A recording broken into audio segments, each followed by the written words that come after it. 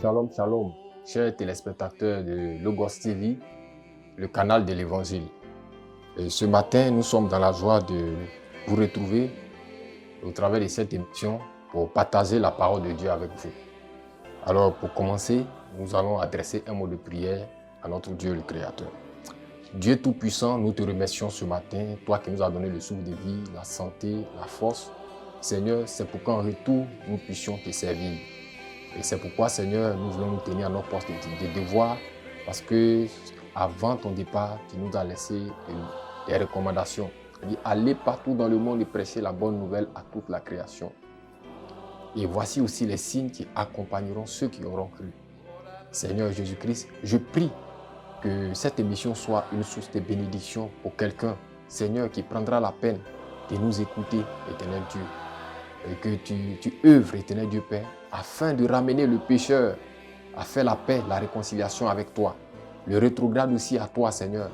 Et que cette émission, Seigneur, puisse équilibrer la foi de quelqu'un. Que cette émission, Seigneur Père, puisse apporter une consolation, Seigneur, pour certaines personnes qui sont vraiment dans le deuil. Seigneur, que cette émission puisse aussi apporter le courage, Seigneur, à quelqu'un qui est découragé. Que cette émission, Seigneur Père, puisse apporter un réconfort, Seigneur Père. Puisse encore, Seigneur, fortifier la foi de quelqu'un. Bénis-nous, Seigneur Père, et assiste-nous, Seigneur Père, jusqu'à la fin de l'émission. Au nom de Jésus-Christ, je l'ai demandé. Amen. Alors, comme je le disais tout à l'heure, que cette émission se fera fort de pouvoir prêcher, évangéliser, apporter la parole de Dieu et aussi adresser un mot de prière à l'endroit de tous ceux qui sont dans le besoin. Donc, pour ce premier numéro, nous allons partager une portion des Écritures.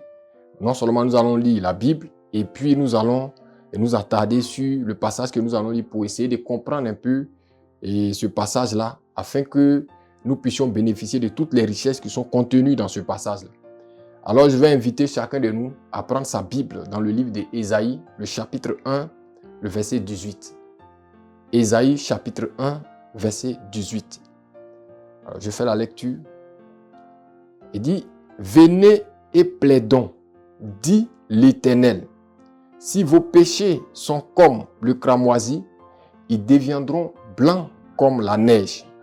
S'ils sont rouges comme la pourpre, ils deviendront comme la laine. » Que Dieu bénisse la lecture de sa parole. Alors, ce passage que j'ai pris ce matin, le thème que je veux donner à ce passage-là, à notre petit entretien que nous allons avoir autour de ce passage-là, c'est les propres paroles, les propres mots même de Dieu lui-même. Vous voyez, lorsqu'il dit « Venez et plaidons, dit l'Éternel. » Venez et plaidons, dit l'Éternel. Ok, quand nous lisons ce passage, déjà, nous comprenons que ce sont les propres mots de Dieu lui-même. Ici, ce n'est pas un homme qui parle à un autre homme.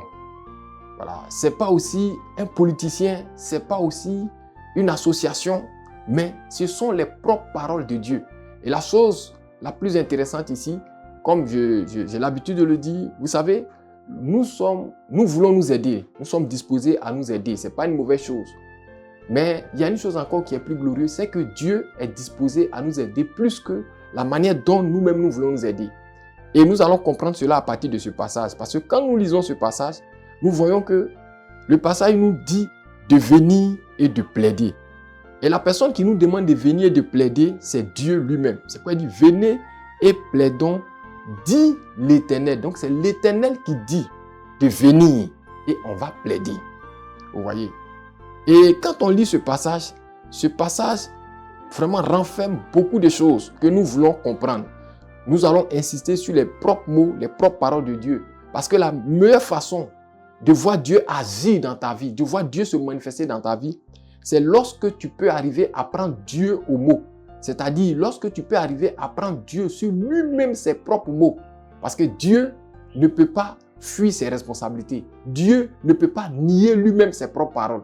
Maintenant, si tu peux prendre Dieu sur lui-même ses propres mots, Dieu sera obligé de pouvoir confirmer sa parole. Parce qu'il y a une seule chose que Dieu ne peut pas faire, c'est de faillir à sa parole.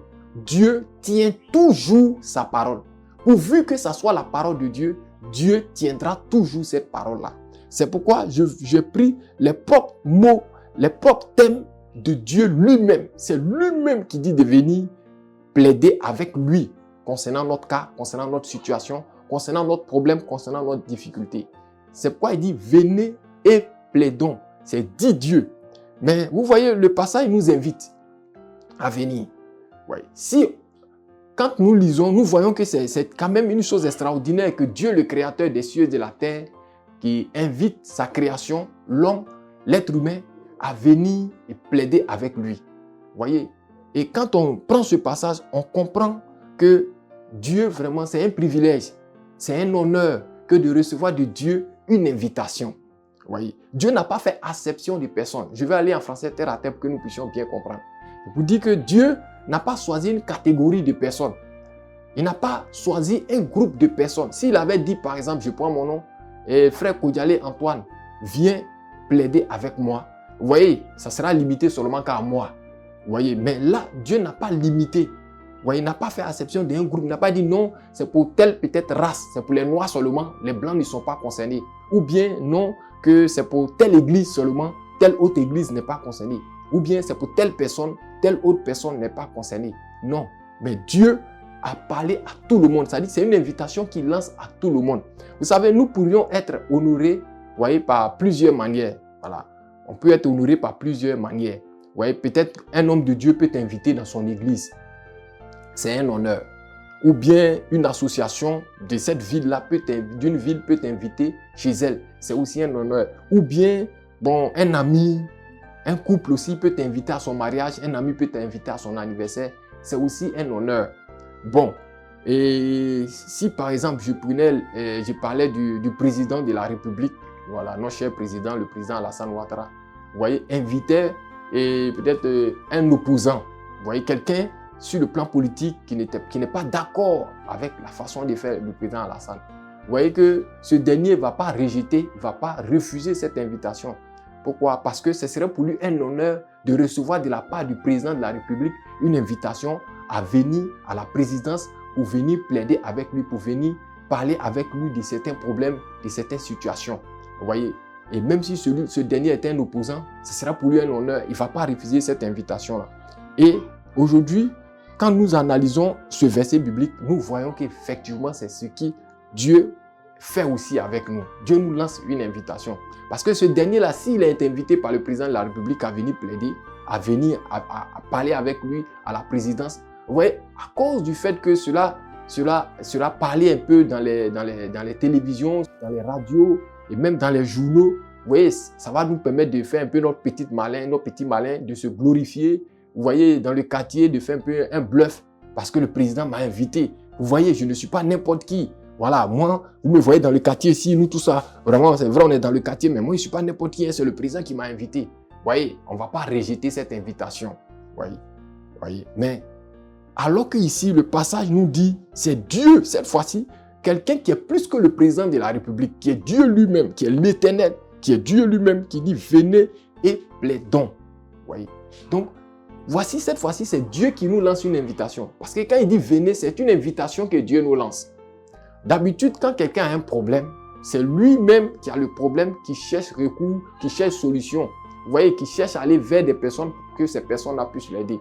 Mais cette fois-ci, c'est celui qui n'a pas de problème, qui est Dieu lui-même, qui nous lance une invitation, nous qui avons un problème. Vous voyez, déjà, dans ce passage-là, quand on lit, on comprend que quand Dieu dit de venir, on va plaider. À partir de ce passage, je dis toujours aux gens que ça prouve que le monde entier, là, nous tous, nous avons des problèmes. Il n'y a pas quelqu'un sur la terre qui peut dire que lui n'a pas de problème. Ce serait faire mentir la parole de Dieu. Si Dieu dit de venir et on va plaider notre cas, c'est parce que Dieu, nous connaissant, sait que nous tous, nous traversons une situation, nous traversons une difficulté, nous traversons un problème. Il sait que nous tous, nous avons un problème. C'est pour cela que lui-même, il a lancé une invitation. Lui-même, il nous invite. Mais aujourd'hui, l'invitation de Dieu est certainement rejetée par beaucoup de personnes. Vous voyez? Alors que pour un individu, on ne va pas rejeter son invitation parce que c'est un honneur. Et voici que l'invitation de Dieu aujourd'hui est beaucoup rejetée. C'est pourquoi aujourd'hui, nous voyons que la situation de l'homme ne s'améliore pas. Vous voyez? Nous voyons que la condition de l'homme ne s'améliore pas parce que l'homme a rejeté l'invitation de Dieu. Et moi, je dis à partir de ce passage, quand on rentre en profondeur un peu plus dans les détails, nous comprenons que si Dieu lui-même invite l'homme à venir plaider, c'est parce que l'homme a des problèmes. Parce que si l'homme n'a pas de problème, en ce moment-là, pourquoi Dieu va inviter l'homme à venir plaider? Il vient plaider quoi si tu l'invites? Oh, il a invité tout le monde. Ça veut dire que tout le monde, il n'y a pas tous ceux qui nous suivent, tous ceux qui regardent cette émission-là, nous tous, vous savez, peu importe la situation que tu traverses, nous tous, nous avons un problème. Peut-être que ce n'est pas les mêmes problèmes. D'autres, peut-être, c'est un problème de travail. D'autres, peut-être, c'est un problème de foyer. D'autres, peut-être, c'est un problème d'argent. D'autres problèmes, c'est un problème de santé. Mais dans tous les cas, nous tous, nous avons un problème. C'est pourquoi Dieu nous a lancé une invitation. Maintenant, si Dieu nous a lancé une invitation, Dieu ne peut pas te lancer une invitation et que tu vas répondre à l'invitation de Dieu et puis venir ne pas pouvoir trouver aussi une solution. Si Dieu sait qu'il n'a pas de solution pour nous en ce moment, pourquoi il nous invite pour que nous puissions plaider notre cas? Vous voyez, si Dieu lui-même il nous invite pour venir plaider, Dieu est le dernier recours. C'est-à-dire en français terre à terre pour que nous puissions comprendre. En d'autres termes, c'est comme si Dieu nous disait, mon fils, viens, asseyons-nous et parlons de ton problème. Parlons de la chose, parlons de la situation que tu traverses. Vous voyez? Et donc pour cela, je vais parler de certains cas dans la parole de Dieu où des gens qui avaient des problèmes, mais qui sont venus dans la présence de Dieu et qui ont plaidé leur cas avec Dieu. Et donc, quand on prend au commencement dans le jardin d'Éden, nous voyons que là-bas, quand Dieu avait créé Adam et Ève, ils vivaient en paix, aussi longtemps qu'ils respectaient la parole de Dieu. Mais quand il y a eu désobéissance vis-à-vis de la parole de Dieu, vous avez vu qu'il y a eu un problème, il y a eu un état d'urgence. Parce que pour qu'il puisse avoir une réunion, une rencontre entre nous et puis Dieu, il faut qu'il ait une urgence. Donc il y a eu une urgence. Parce que le Fils de Dieu, Adam et Ève, était tombé de la grâce.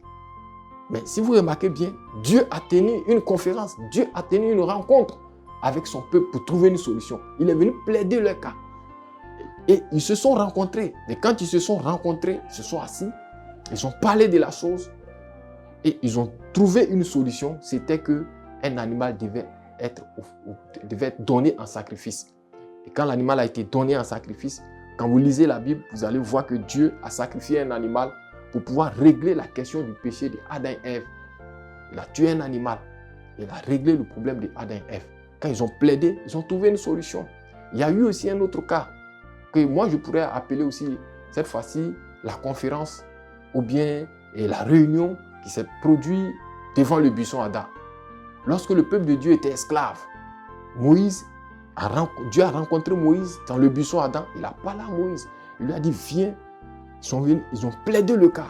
Il a dit, comme il y a une urgence que le peuple est dans l'esclavage, je vais t'envoyer pour aller libérer le peuple. Et quand Moïse est venu dans la présence de Dieu, ils ont parlé, ils sont partis parce que quand on tient une conférence, au sortir de la conférence, c'est pour, non seulement on prend des décisions et au sortir de la conférence, on va pour mettre en application ce qu'on a dit dans la conférence. On a dit lors de la conférence. Et quand ils sont sortis de là, parce que venez plaidons, c'est en d'autres termes une conférence aussi avec Dieu.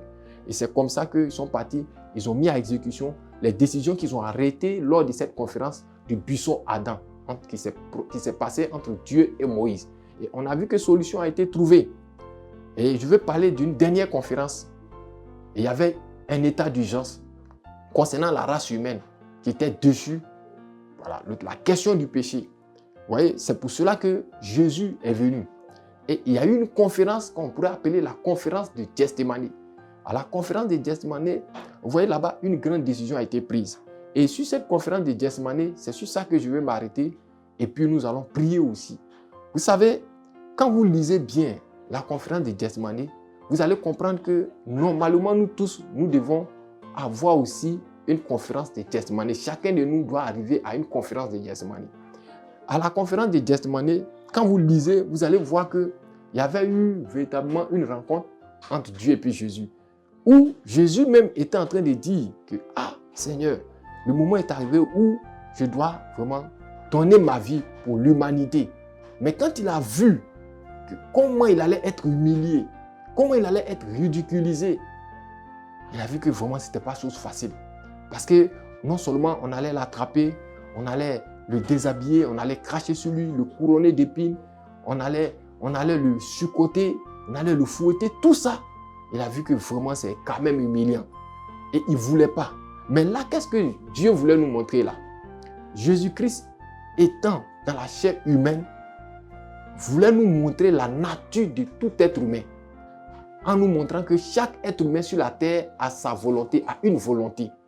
C'est pourquoi il a dit, Seigneur, si ça ne tenait qu'à moi seul, non pas moi, ma volonté. Ça veut dire que lui, en tant qu'être humain, il ne voulait pas vraiment aller mourir.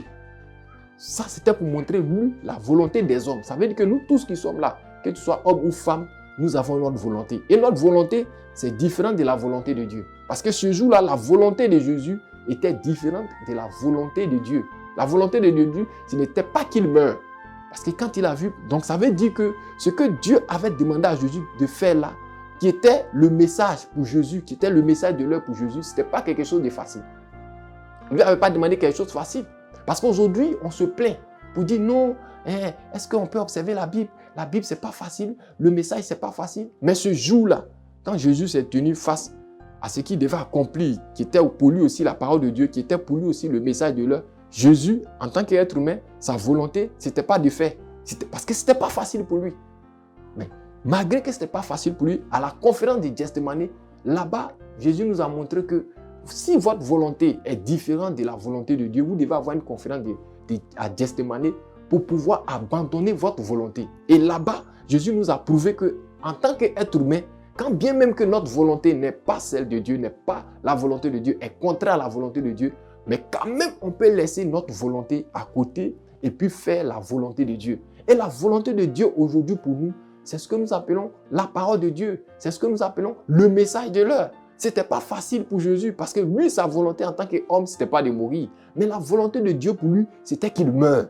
Et il a eu la conférence de Gethsémane pour que Jésus puisse laisser abandonner lui sa volonté et faire la volonté de Dieu. C'est pourquoi il a dit, Père, non pas moi, Jésus, ma volonté, puisque ma volonté, ce n'est pas de mourir, mais toi, Dieu, ta volonté, puisque toi, ta volonté, c'est que je meure. Donc, si aujourd'hui, nous trouvons que la parole de Dieu est difficile, ça veut dire que nous nous trouvons dans la même position comme Jésus aussi. Et donc, il nous faut une conférence aussi de Gethsémane où là-bas, nous allons partir avec Dieu, nous allons plaider le cas.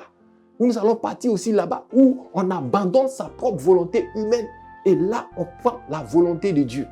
Vous voyez, donc, on ne peut pas prendre le prétexte de se plaindre pour dire non, la parole de Dieu est difficile, le message c'est difficile. C'est pour cette raison que Jésus lui-même a vécu dans la chair afin que lui aussi soit tenté comme nous, afin que lui aussi puisse subir toutes ces souffrances, ces épreuves-là pour voir, pour expérimenter ça, pour ne pas que demain quelqu'un puisse se plaindre. Non, c'était difficile, mais pour Jésus aussi c'était difficile. Il nous a exprimé là que c'était difficile de faire ce que Dieu lui demandait de faire, mais il n'avait pas d'autre choix.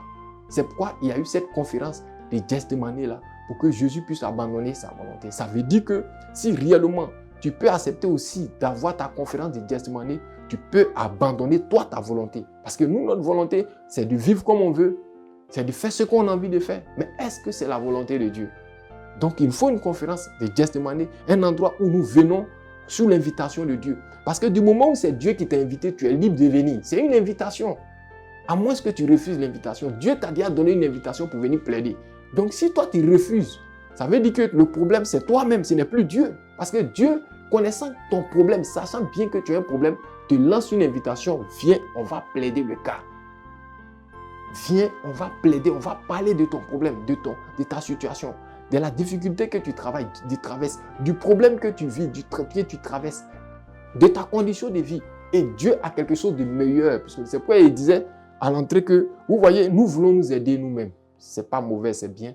Mais Dieu est disposé à nous aider plus que la manière dont nous voulons nous aider. À partir de ce message, on voit que Dieu vraiment veut nous aider nous-mêmes plus que la façon dont nous voulons nous aider. Donc, ainsi prend fin mon message pour dire qu'à partir de ce passage, à toutes les fois, vous qui nous suivez, que toutes les fois que tu as un problème, que ce soit un problème de foyer, que ce soit un problème de maladie ou un problème d'esprit, un problème de mariage, un problème d'enfantement, un problème de santé, peu importe, un problème même de vie, ta vie là, tu ne comprends pas, ta vie vraiment tangue à gauche, à droite, tu n'arrives pas à vivre une bonne vie, peu importe la situation. Ça peut dire qu'il n'y a pas un problème dont Dieu n'a pas la solution. Si les médecins ont dit que ça n'est fini pour toi, ça ce sont des médecins humains, terrestres qui ont dit ça. Mais qu'en est-il de Dieu à partir de ce passage? Tu as un passage sur lequel tu peux t'appuyer, une promesse sur laquelle tu peux t'appuyer pour aller devant Dieu, pour aller dans la présence de Dieu, Seigneur, c'est toi qui m'as invité, si j'ai une situation, si j'ai un problème, de venir et de plaider le cas. Donc, je suis venu plaider. Donc, tu prends ce passage, parce que c'est lui qui dit qu'il faut venir. C'est lui qui t'a demandé de venir, ce n'est pas toi. Vous voyez, alors que Dieu n'était pas obligé de le faire. Donc, si Dieu te dit, viens mon fils, tu n'as qu'à répondre à l'invitation, tu vas. Et il dit de venir, asseyons-nous, et puis parlons de ce que tu vis là, de ton problème là, de ta situation. Et donc, tu parles de ça avec lui, et tu verras si réellement Dieu ne tient pas sa parole. Voyez. Donc, que Dieu vous bénisse, vraiment. Et donc, ce matin, je voudrais encore profiter de l'occasion pour vous dire que nous allons prier. Prier en nous appuyant sur ce passage pour dire, Seigneur, c'est toi qui nous as dit de venir. Donc, peu importe là où tu te trouves, je vais vous dire quelque chose parce que ce que je suis en train de dire, ce ne sont pas les paroles humaines. Ce sont les paroles de Dieu lui-même. Et là, je ne vous parle pas d'un réparateur. Je vous parle du Créateur. Voilà, peu importe ce qui ne va pas chez vous, Dieu a la possibilité de créer. Et quand lui veut créer, il n'a pas besoin de quelque chose. Il part toujours à partir de rien. Donc, peu importe si c'est un organe, Dieu n'a pas besoin de réparer. Dieu peut recréer cet organe-là. Si la médecine t'a abandonné, Dieu ne t'a pas abandonné. C'est pourquoi il t'a lancé une invitation pour dire de venir, on va plaider. Donc, ce matin, c'est le message que Dieu nous lance. C'est pourquoi j'ai pris les propres mots, les propres thèmes de Dieu lui-même. Venez et plaidons, dit Dieu. C'est Dieu qui dit de venir. Donc, tu as une invitation pour aller dans la présence de Dieu. Et aller dans la présence de Dieu pour parler de ta situation et trouver une solution à cela. Alors, n'hésite pas. Toi qui nous suis, n'hésite pas. Voilà, ne doute plus. Il ne faut pas douter. Parce que là, on est dans la présence du surnaturel. Voilà. La distance ne compte pas chez Dieu. Peu importe là où tu te trouves. Dieu là, le temps ne compte pas. Parce qu'il est question du Dieu Tout-Puissant, de celui qui est éternel, de celui qui est invisible, de celui qui peut tout faire, celui à qui tout est possible. Donc, il n'y a pas de raison pour que tu doutes. Il n'y a pas de raison pour que ça ne marche pas. Parce que c'est Dieu qui a donné sa parole. Ce sont les paroles de Dieu. Et Dieu, s'il donne sa parole, Dieu veillera à ce que sa parole puisse s'accomplir. Nous allons incliner la tête, nous allons fermer les yeux. Juste un mot de prière. Dieu Tout-Puissant, nous te sommes infiniment reconnaissants pour ces paroles, pour ce message qui n'est rien d'autre qu'une conférence avec toi, une rencontre avec toi. C'est toi-même qui as dit de venir et de plaider le cas, Seigneur. Tu n'as fait que dire ce que tu as dit, répéter tes propres mots, tes propres paroles, Seigneur. Te prendre simplement au mot. Regarde, Seigneur, tu connais le besoin de ton peuple. C'est pourquoi à l'avance, tu as dit, venez et plaidons. Parce que tu sais que tu as la solution de chacun de nous, Seigneur. Et tu sais que nous vivons des situations difficiles. Nous traversons des moments difficiles. Nous sommes dans des conditions vraiment où nous ne savons où mettre la tête. Éternel Dieu, Père Tout-Puissant, la seule personne qui peut nous aider, c'est toi. C'est pourquoi, Éternel Dieu, nous nous tournons vers toi. Nous tournons nos regards vers toi, Éternel Dieu. Seigneur, c'est ta parole. Et nous mettons toute notre foi dans cette parole. Et c'est pourquoi nous prions. Seigneur, celui qui nous écoute, qui a son cas, qui a son problème que tu connais, Éternel Dieu Père, en ce moment même, confirme ta parole. Prouve-nous que, Seigneur, ce sont tes paroles. Prouve-nous que, Seigneur, que tu n'as pas menti en le disant. Éternel Dieu, peu importe la situation qu'une femme, qu'un homme, qu'un enfant traverse, qu'un couple traverse, qu'un foyer traverse, que quelqu'un traverse, Seigneur, si c'est le cas d'une maladie, qu'aujourd'hui on appelle incurable, peu importe aussi le nom de la maladie, Éternel Dieu Père, peu importe les esprits qui fatiguent la personne, Seigneur, permets que ce message devienne une réalité pour la personne. Peu importe le nom de la maladie. Aujourd'hui, on peut donner des noms tels que cancer, tels que prostate, tels que hémorroïde, tels que fibrome, tels que kyste, tous les noms qu'on peut donner, Éternel Dieu Père Tout-Puissant. Mais nous savons que tu as ce qu'il faut, Seigneur, pour nous faire sortir de cette situation. Parce que tu demeures toujours le même Créateur. Seigneur, agis maintenant. Manifeste-toi, Éternel Dieu Père. Et que ta puissance, Seigneur Père, se répande. Ceux qui vivent une vie qui n'est pas une vie d'un enfant de Dieu. Tu es capable, Seigneur, parce que tu as la puissance de la transformation, de changer leur vie, de transformer leur vie, Seigneur. Nous venons aussi avec ces cas-là pour plaider, Seigneur, parce que, Seigneur, notre position, c'est être des fils et des filles de Dieu. Ramène-nous à cette position-là. Nous venons plaider le cas, Éternel Dieu Père. Peu importe, Seigneur Père, ce que les gens vivent, ce que les gens traversent, Seigneur, tu as la solution encore aujourd'hui, car tu es le même hier, aujourd'hui, éternellement. Merci, Seigneur, parce que je crois que tu l'as fait sur base de toi-même tes propres paroles pour juste confirmer ta parole, pour juste montrer que tu tiens toujours ta parole. Que la gloire te revienne, que les témoignages soient rendus, Seigneur, pour glorifier ton nom partout, Seigneur Père, pour montrer que, Seigneur, tu es un Dieu vivant, tu es un Dieu réel, tu es un Dieu puissant encore, Seigneur Père. Merci pour ton amour, merci pour ce privilège, merci pour cet honneur. Nous répondons, Seigneur, à cette invitation et nous croyons que, Seigneur, nous sortons de cette présence-là bénis, enrichis, Seigneur Père, que la gloire soit à toi. Au nom de Jésus-Christ de Nazareth, Seigneur, merci pour les malades qui sont guéris en ce moment même, pour les vies, Seigneur, qui sont sauvées, Seigneur Père. Merci pour les esprits qui libèrent les vies, qui libèrent des personnes, Seigneur Père. Merci pour la restauration que tu apportes, Seigneur Père. Merci pour la paix, la joie que tu apportes, éternel Dieu Père, dans la vie des gens. Pour que, Seigneur, ta parole encore demeure toujours la même. Au nom de Jésus-Christ, j'ai prié. Amen. Pour ce premier numéro de notre émission, nous venons de finir. Mais nous vous encourageons à rester en contact avec nous et à continuer de nous suivre.